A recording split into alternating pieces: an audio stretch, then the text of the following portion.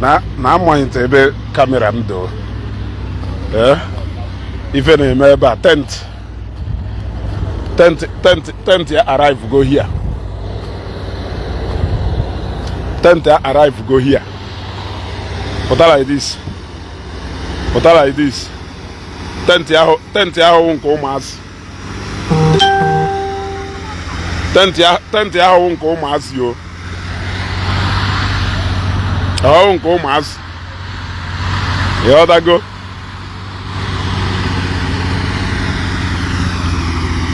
Funde kake. Put like this. Kan ngari nweta go. Kanu biazie o. Efolia. Ana atu tent ebe niile. Tent ya ho nko mas. Yo da go. Tent no be. Tent ya ho nko mas. Ibe Valentine, I greet you. Tent ya na-atụ ebe ahụ nke ụmụazị. Nke ahụ nke ndị odogwu. Nnamdi ka Osiso Chukwu, Wisdom Chibuzo, Engineering. Nwa Zion Ndị Ebube, Helen Press. Teaching Secret of the Bible, bewe akwa nwanne money na water. Money na water. Ndị ya akwụnye ezugo ụgwọ ya akwụnye ezugo ụgwọ. Teaching Secret of the Bible. Ndị okokodoko na aya akwụnye m ụgwọ na ndị nka mma ya dakwa akwụ m ụgwọ.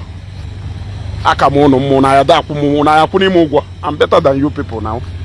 Na-eye tent dị ebe a bụrụ nke ụmụazị na-eye.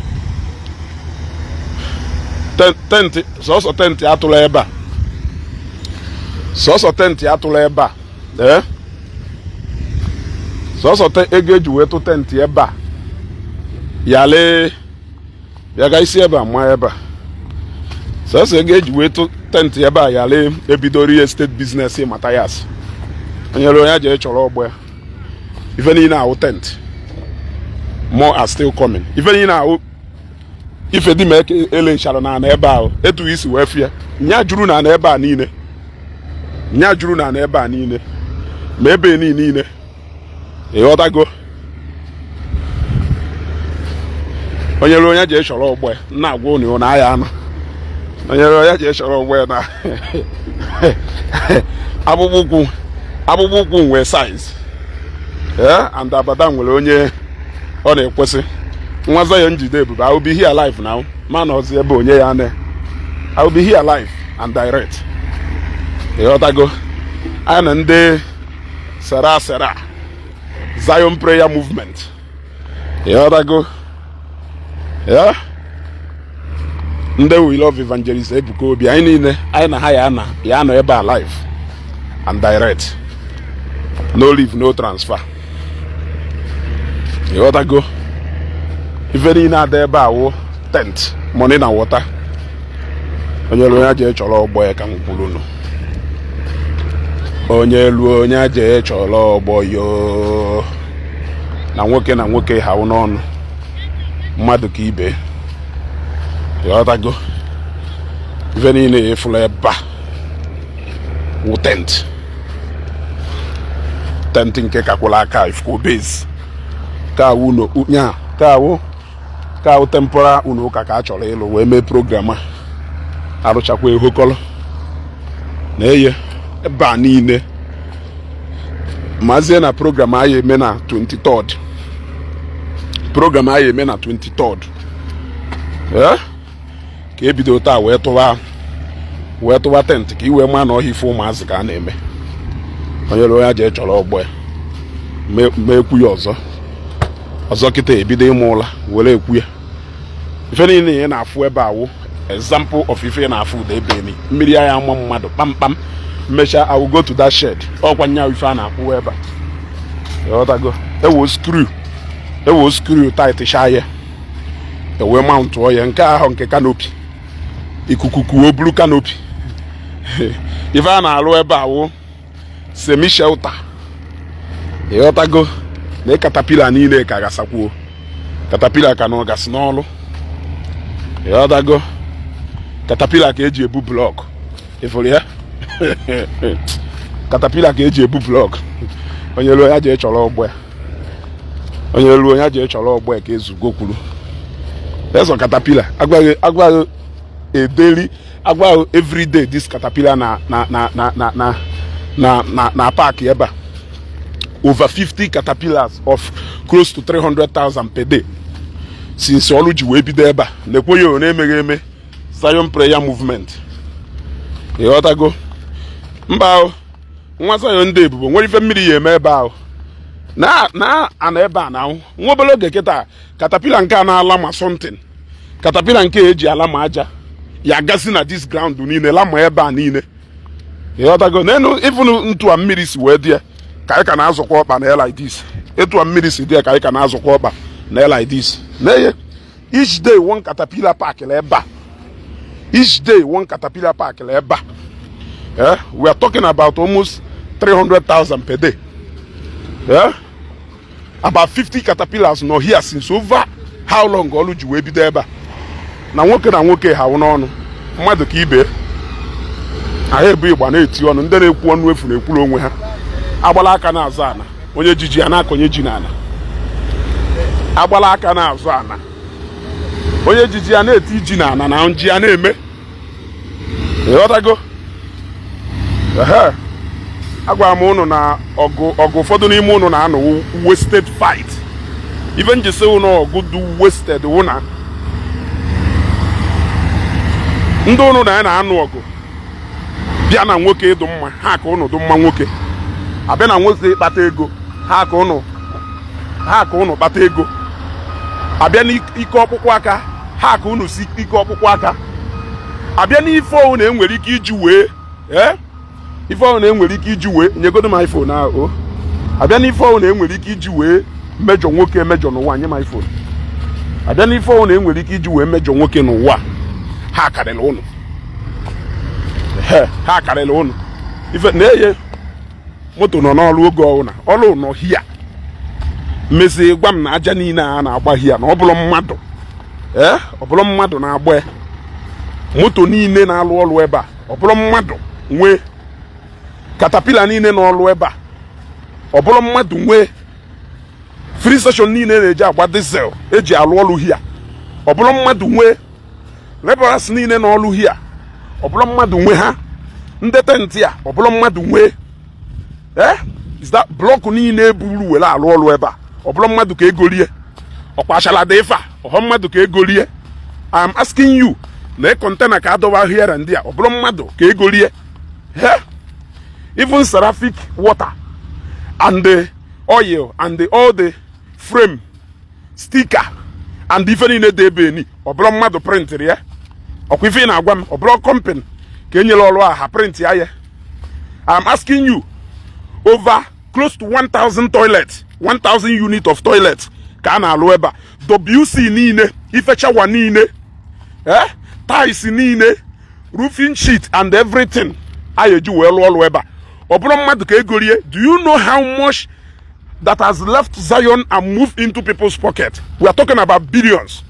Ịnọrọ ebe ị nọ na-enyegharị mkpọtụ nọrọ ebe ị nọ na-enyegharị mkpọtụ since iji wee wụrụ mmadụ ịgbakọ ego one si na arụ na pocket go baa n'aka mmadụ ịdabai ije patronize mmadụ.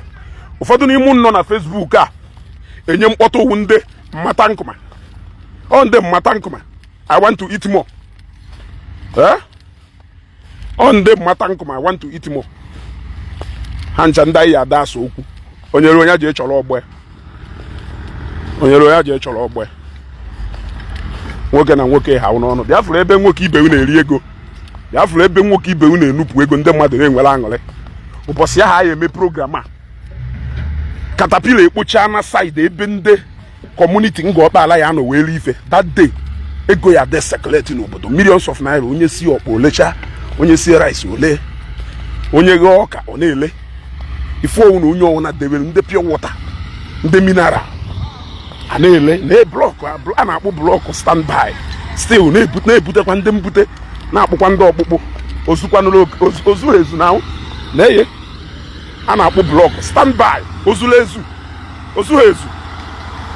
osu ezu na-eye nnukwu trọk one ka m gafegolu ife niile a wee go ka a na-eri. This is money going out, moving into people's pocket. All families na-enjoy ife niile a. Ọdago onye Peter Chukwuma ifubo ife thank God no ndị ya kwụ n'ime ụgwọ kwụrụ m ụgwọ irigo nri wee were ịkwụ m ụgwọ. Go and eat first. Go and eat first. Ọdago na-eye ma tanki na ndị na-ele ife hia a na-ele.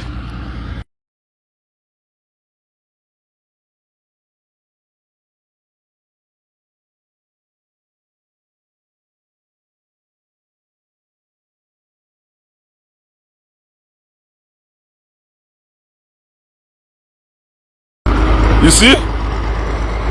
Neye kawo 1,000 toilet units ka na-alụ here. Eh? Neye. You see? Brother, well done. Oh. Shall we can recover for you? Yeah, well done. Oh. Well done. Neye. 1,000 toilet units. Go on, 1, 2, 3, 4. Brother, well done.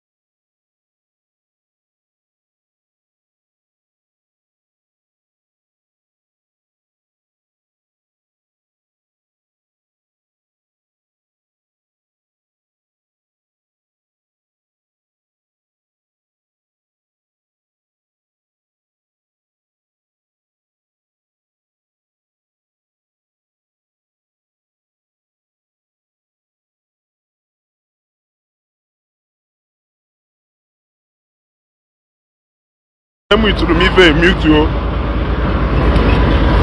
What's up?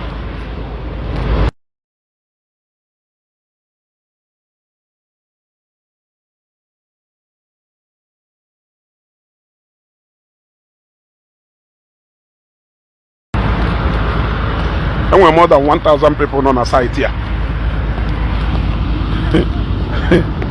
And we're more than 1,000 people on a site here at the same time working. Your workforce, how many workers make up your workforce? I want you to tell me. One say go and build factory and create employment. Go and build factory and create employment. Your workforce, workforce in Agwu. Tell me, there are more than 1,000 people here in this site working. Ijebeni, ne mande koshali ifene elenni, mande koshali ifene elenni, mande nele minara. We are talking about direct employment and indirect employment. The other go. We are talking about direct employment and the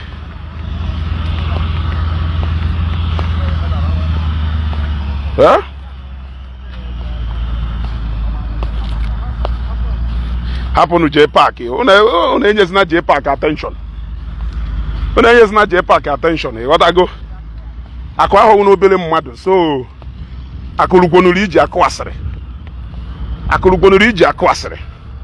What I go? So apukonu na akwa a small person call oluri iji akwasere. Makono galanye ji ha akwasere. Mano na onwere ife inwe ego now. What I go? A big man, nwe ego. One day jiga akwasere. A hand of the family. Yeah? A hand of the family. A hand of the business. In no conflict anywhere. Ogalanya yo enwe hisinu, inwe lo fushop ebe kpobala afia. Onye kwanu ko ya dey selugo na. He belong to category ndo otu ayi no. Yeah? He ka belong to category ndo otu ayi nde ka na emewe, nde ka na egro. When itolu ha ase na nwata bulu agwu bulu ilo. The other go. Ego is enough to draw enmity from you, from anywhere. So happen then akwasere, ha na akwasere. I give the information and I am an even ha na call nyanyampo. I am an even ha na call nyanyampo. In their widest imagination, they are thinking. Na kuyenwe problem with you within them mother and go bala. You are playing, you are joking. Ako carry nka. You want to go? Ako carry go that one. Oh? Ako carry go that one. More than 1,000 people working on this site. More than 1,000 people working on this site. Udi ego na esi na site ye jafia na abata. Ho one kobo. Nde na akpu block. Street light a na etikowi. Nde tent ego ne ka akwulu ha. Nde na agba sharp sand. Ima sharp sand o na agba na ala eba.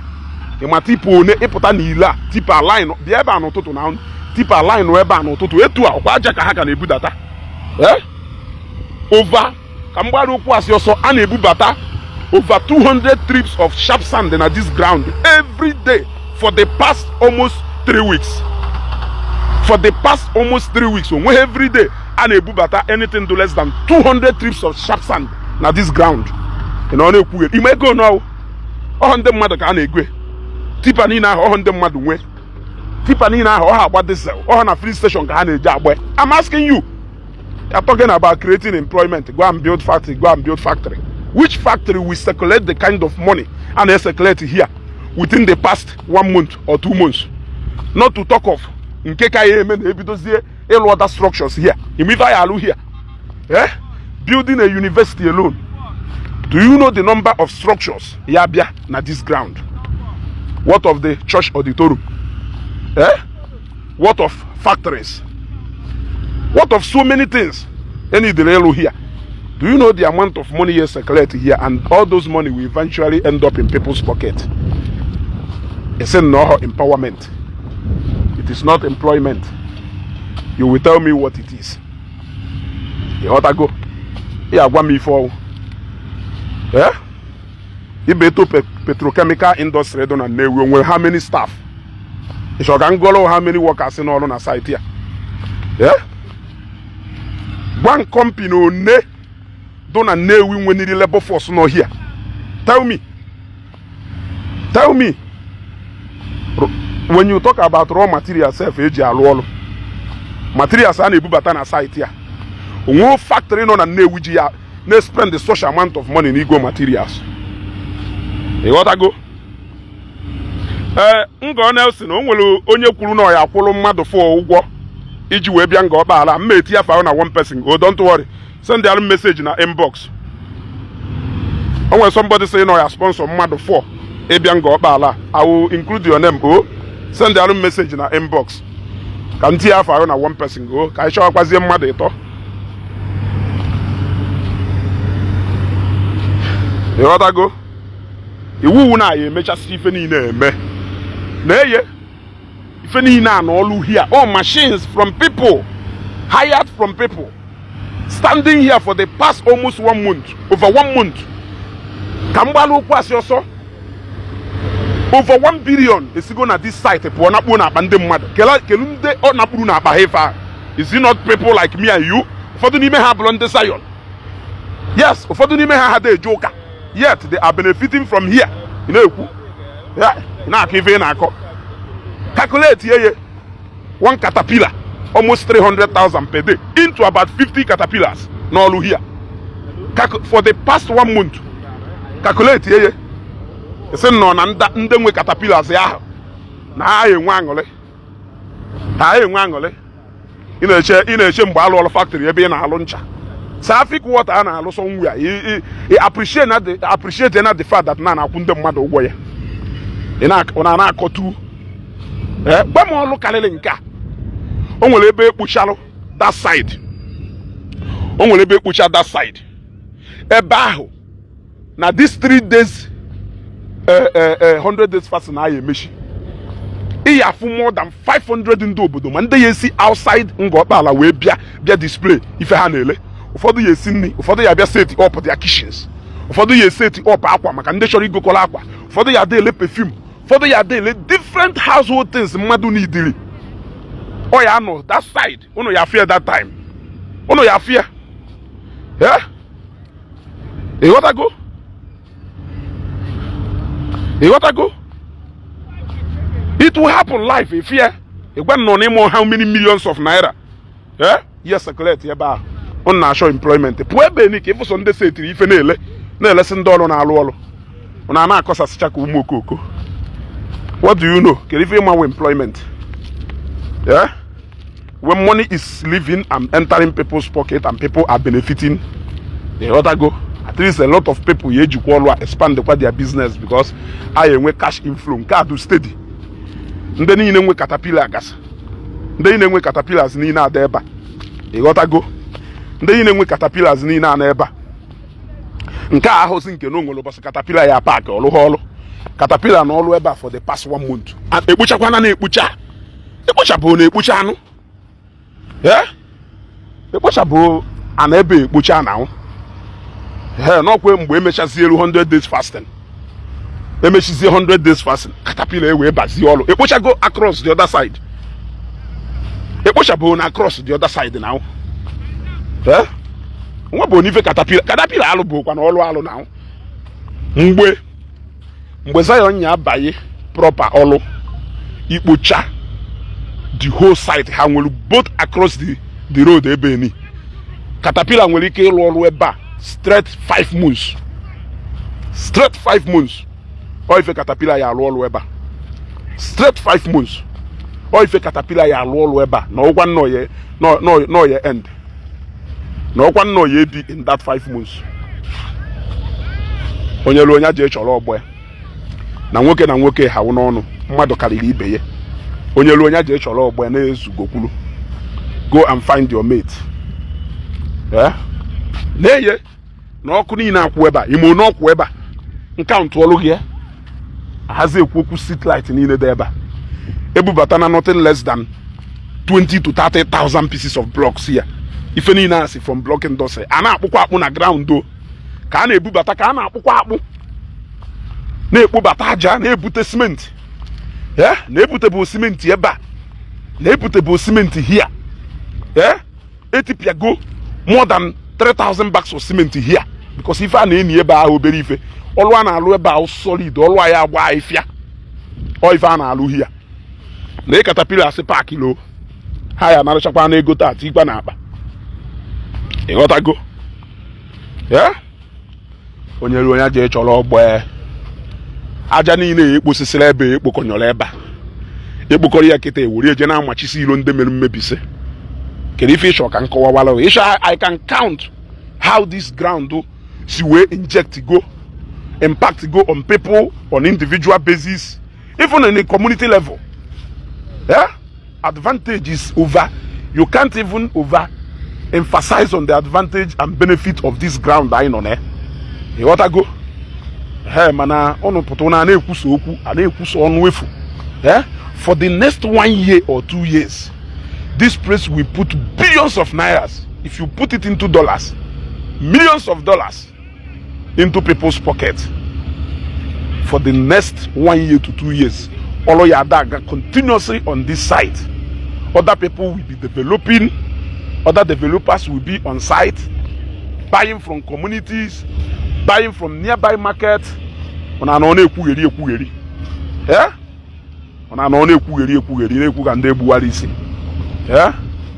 of you need the Isiagu economics.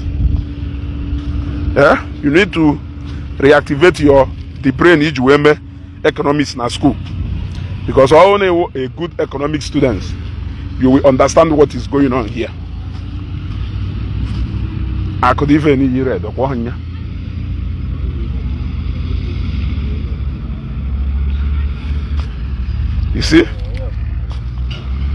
you see, look, tenti akita ya bieba more than how many? Tenti akita ya bia here more than, I think it should be more than 50. It should be more than 50. Katentia ya deba. For the number of ifa atentia ya deba, companies in ifa ebubuge go. At least their staffs are yakolo ha ko we ko gwa this month. And on ekugeri ne ko mask. Ne ko mask na amount ebe ni o. So fuchuku mu ifa na amount ro nka ahụ. Nka ahụ nwere ike wo to enhance network. And on ekugeri. Ground do dispense golu over 1 billion to 2 billion within just 1 month of a commence all over. Comping since comping which we bido now comping anoro for over 10 years. A water statement of account company I regret to go over 1 billion in transaction. I'm asking you, site no since over 1 month and a dispense go over 2 billion naira at this site. Your water statement of account to company and both money battle in and out of your company in 5 years. I am asking you only 1 billion. Only 1 billion. Nango opala kono ya a typical example of ife ye gosiono what development is all about. Ngo opala. Ya. Eba kono ya fu. A typical example of what development is all about. You want to go?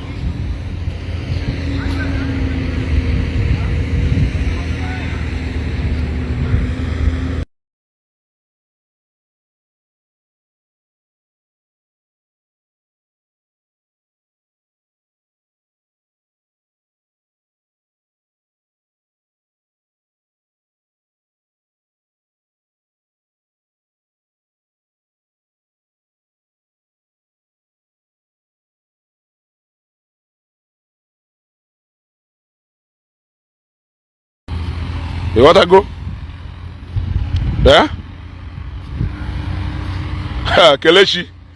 Kelechi on go deva. Oh, Kelechi deva. Kelechi for even aga here and go bala.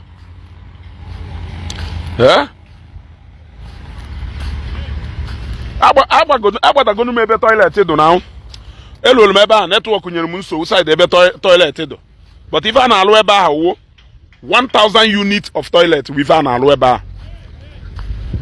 You other go 1,000 toilet units can aloeba and with the kind of oluhan eba with before Thursday, Friday, I roof eba we don't fix the ties because I offload go ties ni I am here.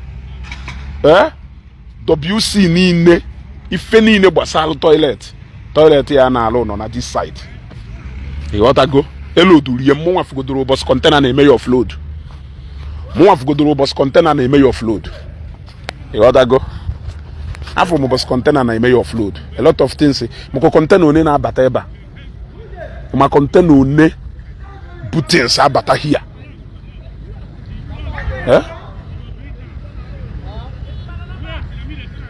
Ma container one butins abata here. Ị gaa na-etipi ebe a, ị gaa na-eti ebe a abụrụ obele ego. So never talk about church presence or na church wo na onwe ife a na-eme. It is people benefiting. It is people who will be benefiting. Mgbe the main project here ebidozie ife aka ugodo in preparation for the image 100 days fasting. The level of work ya agakwa ebe again from now till oge a emechi eme odeshi. You will see what will happen. Yeah? Do you know how much it will cost to put a structure for a university? Yeah? Do you know how much it will cost to put structures for a university here? Do you know? Yeah? Do you know? Are you talking about the lecturers alone at that place?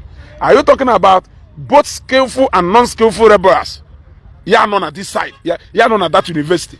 We are not even in fact, that is just the university alone. What of the church auditorium? What of the church auditorium? What of the factories?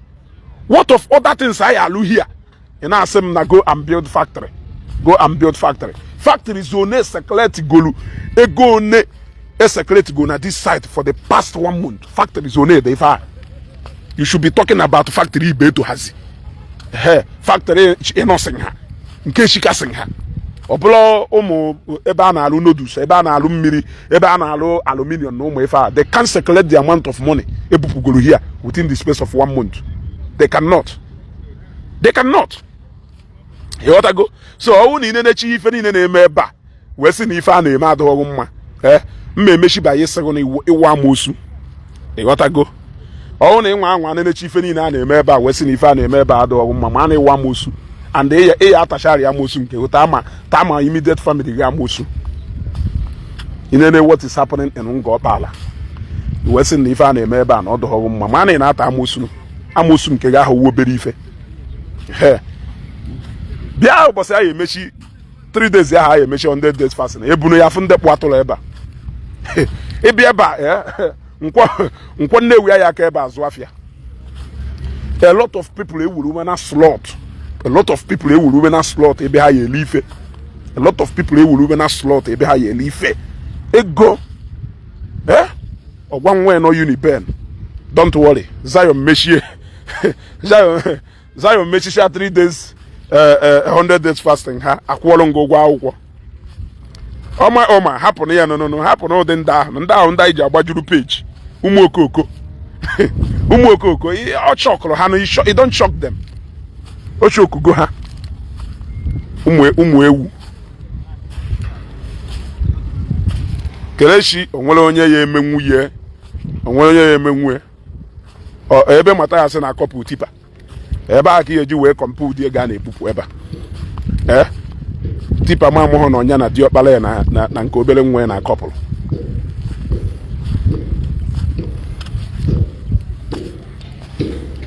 Na anya. Behold.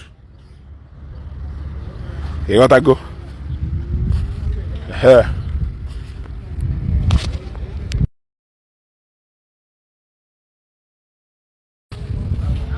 Mahakwe Ndi Igbo. Mahakwe Ndi Igbo ezigbo mmadụ. MC Hallelujah. Afro MC Hallelujah ebe a the other day. Afro MC Hallelujah ebe a the other day. I was thinking na mma for MC Hallelujah ebe a tata. MC Hallelujah only na watch me ebe ezugo na aju esego. Ezugo na aju esego.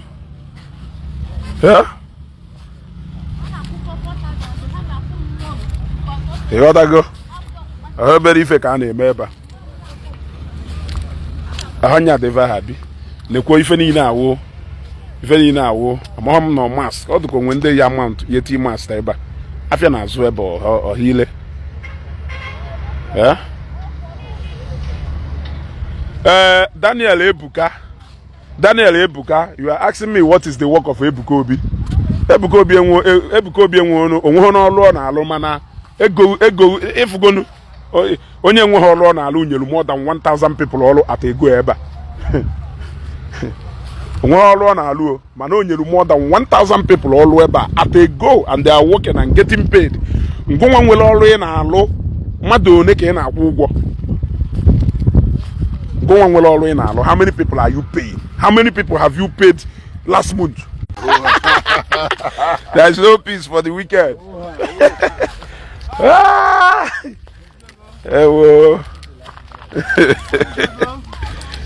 Hey.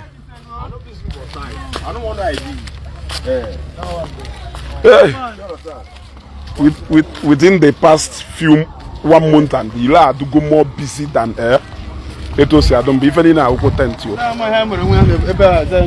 telling you. Within 5 years, if you ever get a boss. Oh, not even Madukulu. Not even Madukulu.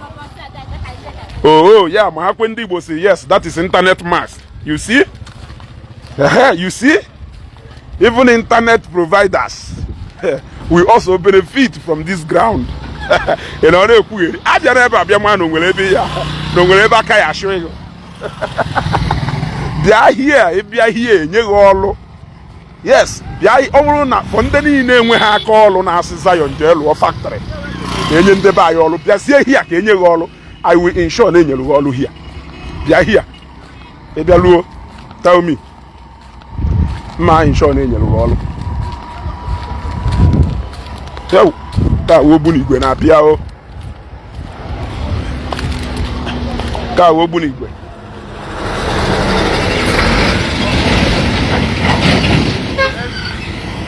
Ha! Honorable. After me, yo. Who does it? After your money around there. Who does it? I'm live for myself. I'm going to live. Move. Yeah, go. So, ono ha we na ekwusi je lo factory. Yeah, go. Ono ha ono ha we gara inwe aka olu. Biazie na eba na mmenyu ụlọ ọlụ. Yeah, go. Ono ha ono ha wele ekwu. Odogwu. Ịkpọrọ m. Oh.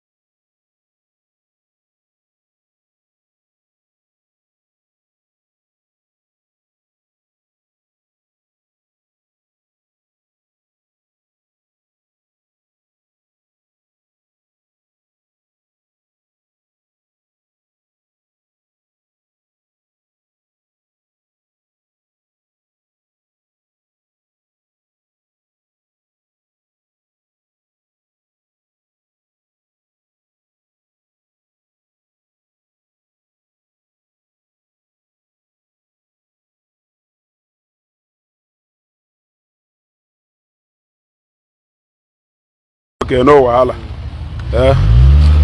Dude. Yeah. I other go. Go bala was the second home I. She got willing and go bala. The other go eba on second home I. She got willing eba. The other go I is that willing here. Eba no the other second home I. Yeah. Yeah. A lot of you are on Nila about 20 something minutes to River State. Port Harcourt itself. If you moto ni na moto neje Port Harcourt. Majority of this moto who Port Harcourt kahanaga. You other go. Ile follow a very busy road. A very busy road. Mata bi ile. You other go. Hey! Hey! Let's do the global. Let's do the global. Let's do the global. I'm going to Hey! What the mother? No. As a medicine, make you away for you. Oh, yeah, there you go. If we're going. Onye abụọ na-ekwu Christianity na Nigeria now onye ọsọ ọbụrụ and he never change ọ bụrụ maka jee bag onye ala yeah CSO of Zion minister okay all the people here have security here of Zion minister okay but the security network I na watch I am onye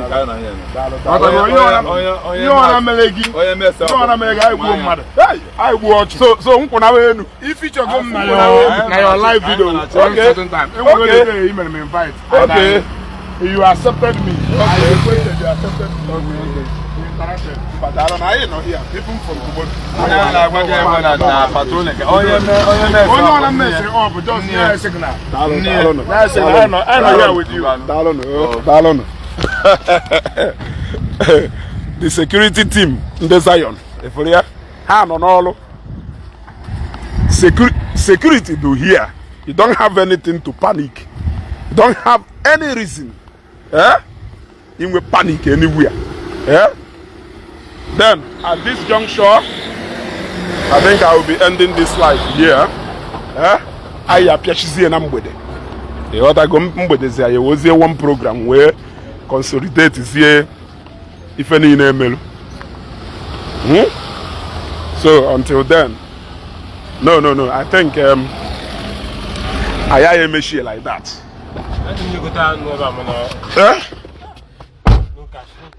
No, this thing for you. A God Rosieva. I'm waiting for me now.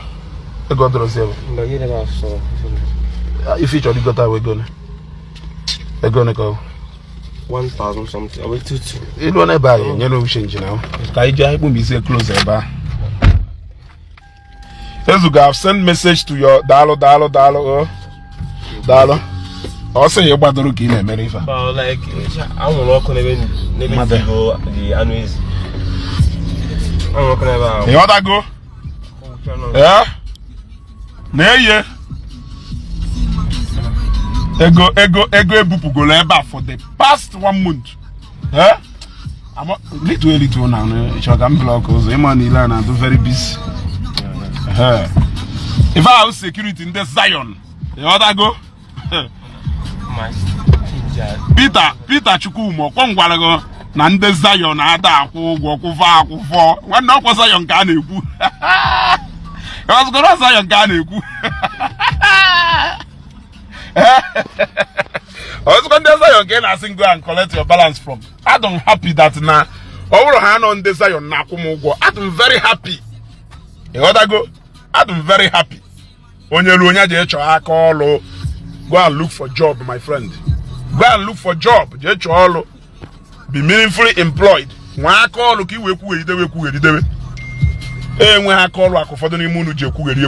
and look for job. Only when I call, come here. I give you my word. They are here. I give you my word. I will ensure. And there's no on at this site. I will make sure on at this site. There are a lot of things that needs to be done in this site. A lot of money is going down in this site. Money is going into people's pockets in this site. In Orona Kakoko. Over 1 billion had got disbursed here. Look at containers standing everywhere. On my warehouse, not down there. Close to 10 containers are offload to go there. Going back to Lagos. You know, you may go net involved there. You may go net involved there. Each and then I'll roll about when the one company gave one that factory they file. How would tell statement of account to her for the past 1 month?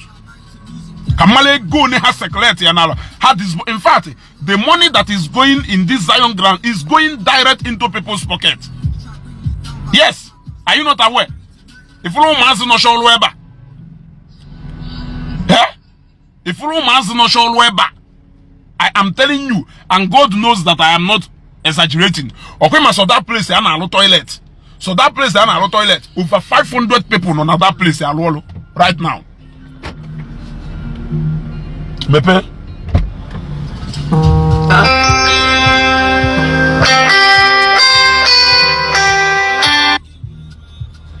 Hey. Oh.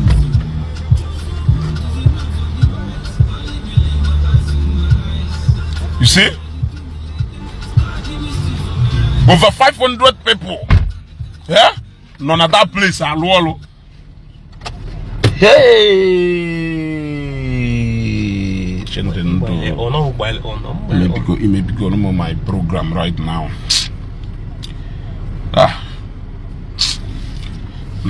Program Nina. Maybe going on now.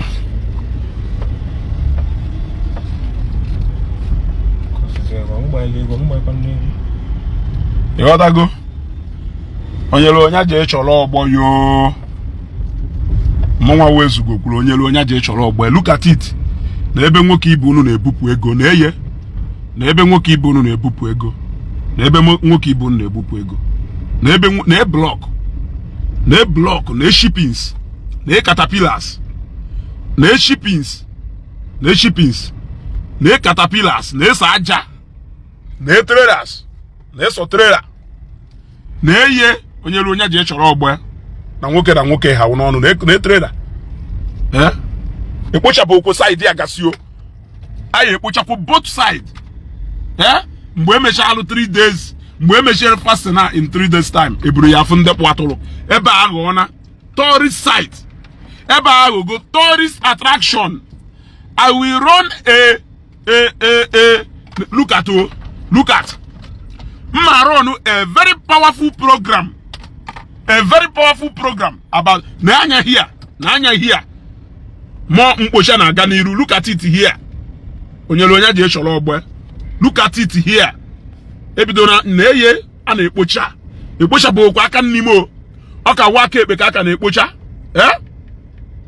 Emecha end these 3 days. Imechi 100 days fasting. Ebunu ya fu ndekwu atụrụ na ngo ala. Unu ya fu ife a na-akpọ massive transformation na ngo ala. This will be a test case. Move we go n'ụzọ mana stay tuned this night. You gotta go. I run program about this permanent site Zion Nango Bala. Kai sheko ye. Kai consolidate ye based on even in Mkurutata. Oko hakwa 8 o'clock. Balo na abia nezugo Global TV. Kai sheko ye. You gotta go. Ndo na ewi weluo. Fana ewe iwe. Ezugo. Ngwadalo no.